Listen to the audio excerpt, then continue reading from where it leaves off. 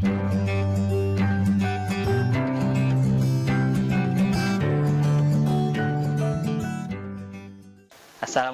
warahmatullahi wabarakatuh. Bagaimana kabarnya teman-teman semua? Semoga teman-teman selalu dalam keadaan sehat walafiat ya. Perkenalkan, nama saya Ades Syarif Hidayatullah. Di sini saya akan menjelaskan materi tentang pengantar akuntansi 1. Untuk teman-teman yang mungkin kuliahnya di jurusan manajemen, akuntansi ataupun SMK akuntansi, semoga materi ini bisa membantu dalam memahami materi pengantar akuntansi 1. Mata kuliah ini memberikan pengetahuan tentang proses penyusunan laporan keuangan, perusahaan jasa dan dagang, beserta pengertian dasar yang melandasinya. Yang akan kita bahas di sini ada 4 poin utama, yaitu 1. Definisi, peran dan ruang lingkup akuntansi. Yang kedua, bentuk dan isi laporan keuangan. Yang ketiga, persamaan akuntansi. Dan yang keempat adalah siklus akuntansi. Baik, kita masuk ke materi yang pertama, yaitu definisi, peran dan ruang lingkup akuntansi. Definisi akuntansi, secara umum kata akuntansi berasal dari bahasa Inggris, yakni to account, yang berarti menghitung atau mempertanggungjawabkan hal-hal yang berkaitan dengan masalah pengelola atau pengurus dari suatu perusahaan kepada pemiliknya atas kepercayaan yang telah diberikan kepada pengelola tersebut untuk menjalankan kegiatan perusahaan. Nah, definisi akuntansi ini terbagi menjadi 2, ada yang menurut ilmu akuntansi dan juga menurut proses atau kegiatannya. Yang menurut ilmu akuntansi merupakan keseluruhan pengetahuan yang bersangkutan dengan fungsi yang menghasilkan informasi keuangan dari suatu unit usaha kepada pihak-pihak yang berkepentingan untuk dijadikan dasar dalam pengambilan keputusan. Yang kedua, pengertian menurut proses atau kegiatannya, yakni suatu kegiatan pencatatan, penyortiran, penggolongan, pengikhtisaran atau peringkasan dan penyajian transaksi keuangan dari suatu unit organisasi tertentu dengan cara-cara tertentu. Nah, untuk lebih mudahnya, definisi akuntansi kita bisa lihat di gambar berikut, yakni proses seorang akuntan atau seseorang yang memonitor dan mencatat alur keuangan yang ada pada perusahaan atau organisasi.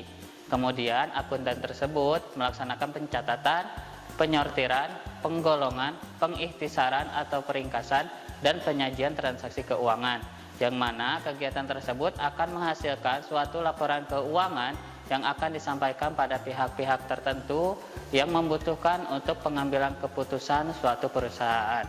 Nah, dari pengertian akuntansi yang tadi, kita mengetahui bahwa laporan keuangan akan diberikan kepada pihak-pihak tertentu. Di antaranya ada 7 orang yang berhak menerima laporan keuangan.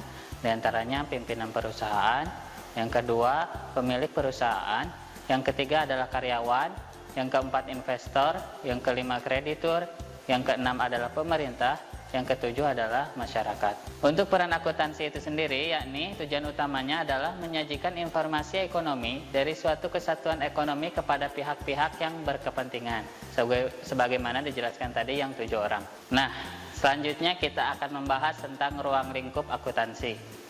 Ruang lingkup akuntansi yakni timbulnya bidang-bidang khusus di lapangan akuntansi dikarenakan adanya kemajuan teknologi dan perekonomian. Karena kemampuan dari seseorang terhadap cabang suatu ilmu sangat terbatas.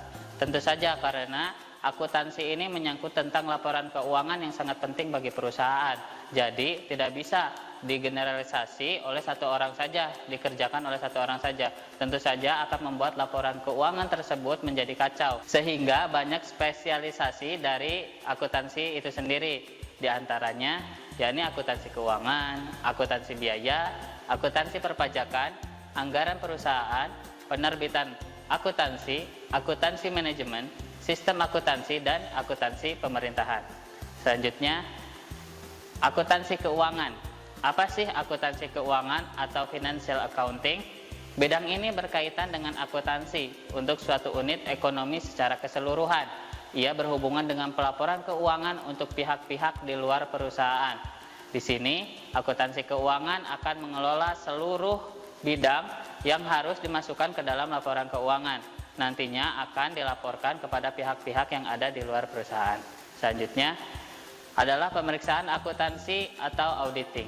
Bidang ini berhubungan dengan pemeriksaan secara bebas terhadap laporan keuangan yang dihasilkan oleh akuntansi keuangan, di mana tujuan utama dari dilakukannya pemeriksaan adalah agar informasi akuntansi yang disajikan dapat lebih dipercaya.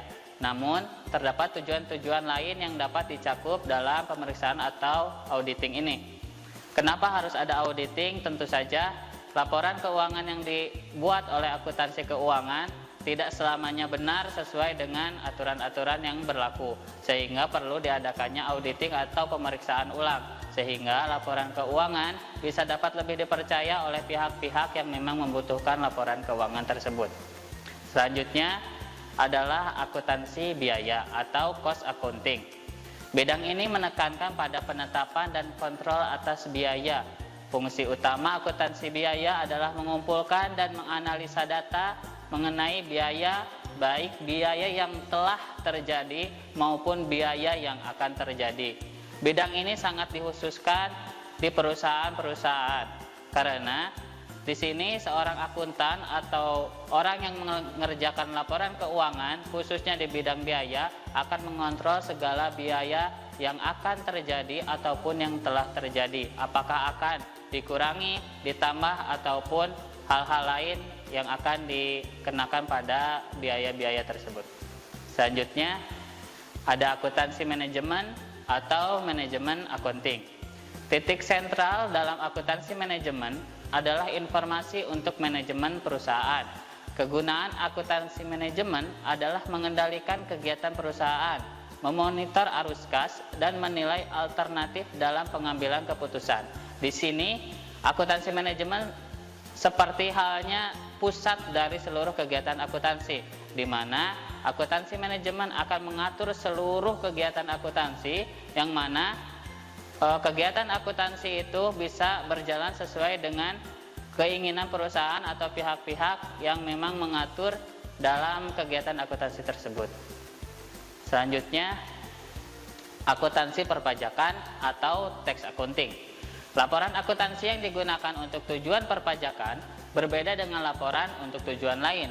Hal ini disebabkan oleh berbedanya konsep tentang transaksi dan kejadian keuangan, metode pengukuran, dan cara pelaporan. Kenapa ada akuntansi perpajakan dibedakan dengan akuntansi yang lainnya? Karena akuntansi perpajakan akan berguna untuk pelaporan pajak perusahaan tertentu. Tentu saja perusahaan menginginkan keuntungan yang sebesar-besarnya dan pengeluaran yang sekecil-kecilnya, yang mana itu adalah tugas dari akuntansi perpajakan. Akuntansi perpajakan akan menilai mana saja yang harus dilaporkan untuk ke pihak pajak sehingga perusahaan akan membayar pajak sekecil-kecilnya sehingga mengurangi biaya untuk pajak. Selanjutnya ada sistem akuntansi atau accounting system, merupakan bidang khusus dalam penyusunan serta pelaporan dari suatu sistem akuntansi. Selanjutnya anggaran perusahaan atau budgeting. Bidang ini berhubungan dengan penyusunan rencana keuangan mengenai kegiatan perusahaan untuk jangka waktu tertentu di masa datang serta analisa dan pengontrolan.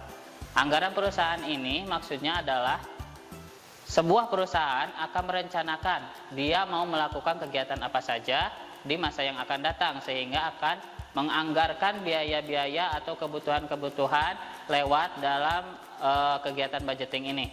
Sehingga nanti pas kegiatannya berlangsung, dia akan on track atau sesuai dengan rencana yang sudah dibuat. Selanjutnya ada akuntansi pemerintahan atau governmental accounting. Bidang ini mengkhususkan diri dalam pencatatan dan pelaporan transaksi-transaksi yang terjadi di badan pemerintah. Ia menyediakan laporan akuntansi tentang aspek kepengurusan dari administrasi keuangan negara. Akuntansi pemerintahan ini sangatlah khusus, diberlakukan hanya di badan-badan pemerintah saja, bukan di perusahaan. Kemudian kita akan membahas tentang bentuk dan isi laporan keuangan. Tujuan umum laporan keuangan adalah memberikan informasi tentang posisi keuangan, kinerja, dan arus kas perusahaan yang bermanfaat bagi sebagian besar kalangan pengguna laporan dalam rangka membuat keputusan-keputusan ekonomi serta menunjukkan pertanggungjawaban manajemen atas penggunaan sumber-sumber daya yang dipercayakan kepada mereka. Jadi, tujuan umum laporan keuangan adalah kalangan tertentu akan tahu posisi keuangan suatu perusahaan, apakah baik atau buruk, laba atau rugi, juga menjadi suatu bentuk pertanggungjawaban dalam hal ini seorang akuntan atau bagian akuntansi, bahwasanya ia sudah memanage atau mengatur penggunaan sumber-sumber daya yang dipercayakan kepada mereka secara baik dan benar. Selanjutnya, informasi yang disajikan dalam sebuah laporan keuangan ada 4 macam, yakni aset, kemudian kewajiban, kemudian pendapatan dan beban-beban, termasuk keuntungan dan kerugian, yang keempat ada arus kas. Laporan keuangan sendiri terdiri dari 5 hal. 1 neraca, 2 laporan laba rugi, 3 laporan perubahan ekuitas, keempat laporan arus kas, kelima catatan atas laporan keuangan. Nah, sekarang kita akan membahas tentang neraca. Definisi neraca sendiri yakni laporan posisi keuangan suatu perusahaan yang terdiri dari kekayaan, utang dan modal pada suatu tanggal tertentu. Bisa dilihat di gambar berikut. Ada contoh neraca bengkel mobil Maverick, neraca per 31 Desember 2009. Di dalamnya ada aktiva, aktiva lancar, aktiva tetap, kemudian ada kewajiban, utang usaha, dan modal. Kita lihat bahwa aktiva di sini adalah kekayaan. Sebagaimana definisinya adalah laporan posisi keuangan suatu perusahaan yang terdiri dari kekayaan, utang, dan modal. Kewajiban terdiri dari utang dan lain-lain, dan kemudian ada modal. Selanjutnya ada klasifikasi neraca. Klasifikasi neraca terbagi menjadi 2. Yang pertama ada aktiva, yang kedua ada pasiva. Nah, aktiva sendiri terbagi 2, ada aktiva lancar dan aktiva tetap. Pasiva juga terbagi 2 menjadi utang atau kewajiban serta modal. Nah, untuk aktiva lancar adalah harta-harta yang mana harta ini bisa dijual belikan secara mudah oleh perusahaan untuk kegiatan perusahaan itu sendiri.